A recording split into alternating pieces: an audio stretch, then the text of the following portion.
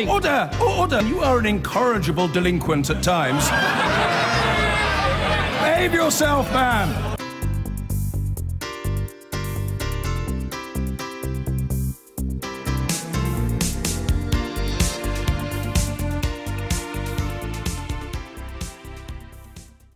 Now, the US decision to pull out of the Paris Climate Change Agreement has pitted America against the rest of the world. Great timing, you might say, for former US Vice President Al Gore to come out with his follow-up documentary, An Inconvenient Sequel, Truth to Power. It's about to go on international release, and we'll hear from Al Gore shortly. But first, to the US to see how climate change is physically making an impact. Tangier Island in Virginia is home to a community that's been labeled America's first climate change refugees. The inhabitants have a few decades left before they'll have to abandon their homes. A low-lying community may be disappearing into the Chesapeake Bay, but they believe they will be saved by faith, by God, by Donald Trump. Inigo Gilmore visited Tangier to find out why.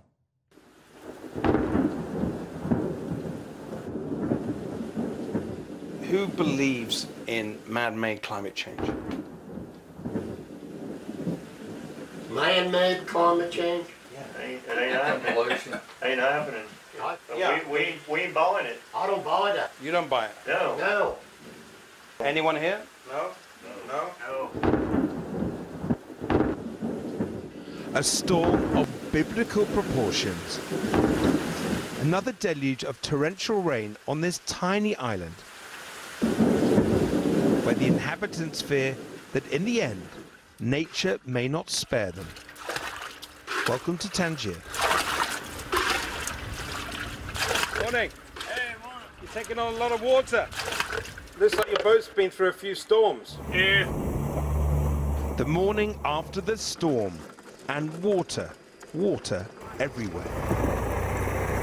Navigating the rain-sodden streets on this island of 450 souls can be treacherous. The main mode of transport here, golf buggies. For some time now, this sinking, shrinking island has been in peril. Since the 1850s, the landmass of Tangier has shrunk by 2/3, submerged under the waves. Recently, scientists who visited this subsiding community suggested its inhabitants may become America's first climate change refugees due to rising sea levels and storm surge-induced erosion. So how long have these islanders got left unless drastic action is taken? Some scientists say it could be 50 years, others as little as 20. But people here worry every day about every major storm. And standing here, or rather sinking into this front garden, you can understand why. And this storm hardly registered. It's hurricane season. Worse is to come. This is where we put the blue crab, the peeler crabs, and wait for them to molt or shed. This is the man the islanders hope will bring them salvation. These will be shipped out. Tomorrow they'll be on somebody's table for dinner. The mayor, known to everyone as Uka, is one of Tangier's watermen, Male and female. making his living for the much prized soft-shell crabs. He was hoping it was a finger. Uka took me out into the choppy waves of Chesapeake Bay, a body of water which sustains the island's livelihood, indeed its whole way of life, yet now threatens it. The cross you see here on this island, actually, I put that there last year. That was not an island, it was a peninsula. So you put the cross here last year, Yeah. and that was land. It was Yep. land all the way, Yep. from that area all the Yep. way across. That was on a- and it's all gone. That's all gone. All this area here disappeared last year.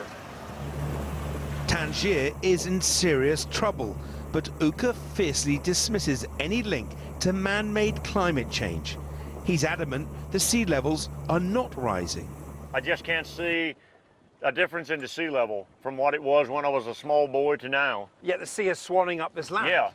Well, So how can that it's, be? it's just natural wave action. It's just natural wave action caused by the wind. If the scientists are saying the sea levels are rising, Right. this is due to climate change, but you have a different conclusion. One of you must be right and one of you must be wrong. I just don't see it. I don't see it with my own eyes. I don't see it. There's another man who they also hail as their potential savior. Donald Trump. Trump. Always Trump. 2020. Nearly 90% of Tangier's voters backed Trump in 2016. His name's everywhere. The re-election posters are already up. They really love Trump here, and he showed them some love back. I was actually out crabbing. It was a Monday morning, and my son and another guy came out to me and said, "You need to get home immediately. The president's going to give you a call. He wants to talk to you." Were you surprised? Yeah, I thought it was a joke. I said, "Yeah, president? What? President of what? Or who?" President Trump was on the line to share his views on climate change. What did he ask you? He said, you know, the sea level rise, we're on the same page with that. But did he say to you he doesn't believe in man-made climate change? We talked briefly about climate change. Whenever there's a change in the weather or climate, I believe it's just natural changes, cycles, and what did President Trump say? He said, yeah, he said, that's what I think also. Tangier is a conservative, deeply Christian community where alcohol is banned. Welcome to the Situation Room. So every afternoon, it's not a pub where the island's elders gather, Bobby Crockett, but here. Alan Crockett. These men are descendants of 17th century Cornish settlers, and some accents are as thick as clotted cream. It don't get to me old. We ain't gonna be a while, I don't think. But that's all I don't know anything. But their message is clear. They don't all trust the science. Scientists? Yes, scientists also say we evolved from apes, too. It's biblical. It's biblical. Yes, indeedy. It sure is. If the erosion continues like it is, And the island's going to vanish. part of it will. Part of Not it all will, of it, yeah, but part of it definitely. will. Yeah. And it's not because of sinking. They want a multi-million-dollar seawall built to hold back the waves and protect their land. If we get a seawall, I don't care if ISIS supports us and puts a seawall around here. Put any name you want on it just so we get the seawall.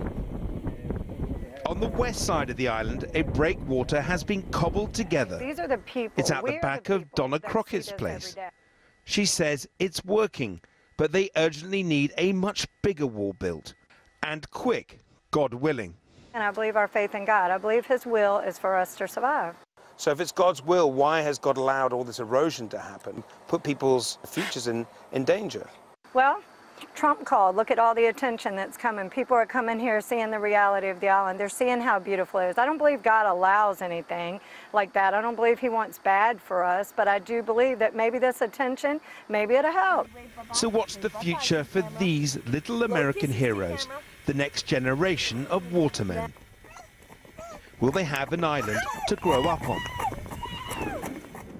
As this family headed home, the storm clouds close in once again. They may not agree on why, but time is running out for Tangier. Inigo Gilmer reporting there. Well, one man who is in no doubt about the science of climate change and has been shouting about that issue for decades is the former Vice President of America, Al Gore, whose film is premiered today. Storms get stronger and more destructive. Watch the water splash off the city. This is global warming. 11 years ago, Gore's film, An Inconvenient Truth, was credited with putting global warming, the environment and climate change on the political map. The film went on to win an Oscar and he a Nobel Peace Prize. Now Al Gore is back with a follow-up, An Inconvenient Sequel, Truth to Power. And I have a crab house business out on the water. In a recent CNN debate on climate change, he was confronted by Tangier Island's mayor, James Eskridge. I'm not a scientist, but I'm a keen observer. And if sea level rise is occurring, why am I not seeing signs of it? But despite doubters and deniers, and even with Donald Trump pulling the US out of the Paris Agreement... Speaking of global warming, we need some global warming? It's freezing. Al Gore is positive that there is still time to fight back for our planet. This is our home. Well, the film is released today, next Friday. But earlier I caught up with Al Gore ahead of the film's premiere at London's Somerset House and began by asking him how he persuades climate skeptics like the mayor of Tangier Island. Well, it's an interesting case, isn't it? Because 2/3 of their island has already been lost to sea level rise. And it doesn't do much good to have the scientific community say, here, look, this is what's happening, this is why it's happening. And you have to feel for the grief and the sense of loss. But he doesn't believe the science, does he? Sometimes you have to wait for people to get ready to have an open mind. Kyoto was almost 2 decades ago. Your first film, An Inconvenient Truth, was 11 years ago. Yeah. And here you are again with the sequel. Yeah. I mean, something's not working in the campaign, is it? Well, something is working, too, because the entire world, virtually the entire world, agreed in Paris to a global commitment to go to net zero global warming pollution by mid-century. And now we have the solutions. The cost of the electricity from solar and wind has come down so quickly, continues to come down, that now a lot of cities like Georgetown, Texas, for example, are switching over to 100% renewables. And yet the climate change denier-in-chief is now the commander-in-chief of your country, sitting at number 1600 Pennsylvania Avenue, It's true. trampling all over your legacy and the work that you've done. But he has America's going backwards, isn't it? But he has in the process isolated himself, because the day after he made his speech withdrawing from the agreement, the entire rest of the world redoubled their commitments to the Paris Agreement. And in the U.S., our largest states, including California and New York and many others, and hundreds of mayors, thousands of business leaders, all stepped up to say, we're going to fill the gap, we're still in the Paris Agreement, and we're going to meet these commitments anyway, including the mayor of Pittsburgh, who the city he cited in his speech. The mayor of Pittsburgh came out and said, we're still in the Paris Agreement too, and we're going 100% renewable. But the fact that the president of the most powerful nation on earth can basically tear up the Paris Accord and get away with it politically in his own nation is quite remarkable, isn't it? Well, he did not tear it up. Well, he turned his back on it. Legally, the first day when the U.S. could legally withdraw is the day after the next presidential election in 2020. And with all of the rest of much of the rest of the country agreeing to meet these commitments, it now looks pretty certain that the U.S. will meet the commitments under that agreement, regardless of what Trump says. Okay. And by the way, when you say get away with it, his approval rating has plummeted to historic lows, by far the lowest of any president in all of history since they've done polling. At this stage of his presidency. I really enjoyed your film, but I was slightly disappointed that you didn't take on the big names in business of the corporate world. I mean, by name and shame, you know, confront them person to person. I'm sure you can get an interview with any of these people. Well, I'm not sure about that, but I've called them out repeatedly. And what they've done is deeply unethical and immoral. They've imitated the tobacco companies' disgraceful activities and trying to confuse people into ignoring what the doctors say about cigarettes. They've hired the same PR firms and are using the same playbook, and they've been roundly condemned. And actually, ExxonMobil is called out in the movie when I meet with the Attorney General who is leading the effort to hold them legally accountable. You famously went up in that golden elevator at Trump Tower after his election. You talked to him about climate change, presumably? Yes. Did he make you any promises that he's broken since? Well, I protected the privacy of those conversations. They continued after he got into the White House. Yeah. I had reason to believe that he would stay in the Paris Agreement, and I thought he would come to his senses, but I was wrong.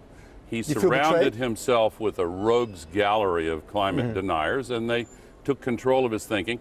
The truth about the climate crisis is still inconvenient for the for the carbon polluters and the politicians like Donald Trump that they still control. Do you feel betrayed by him? I was certainly disappointed, of course. And I was worried that when he made that decision, other countries might use it as an excuse to pull out themselves, but they did not. Instead, it was almost as if his action produced an equal and opposite reaction, and the rest of the world said, no, we are redoubling our commitments. It's as if they were saying, we'll show you, Donald Trump. That does say something about the isolation of America, doesn't it?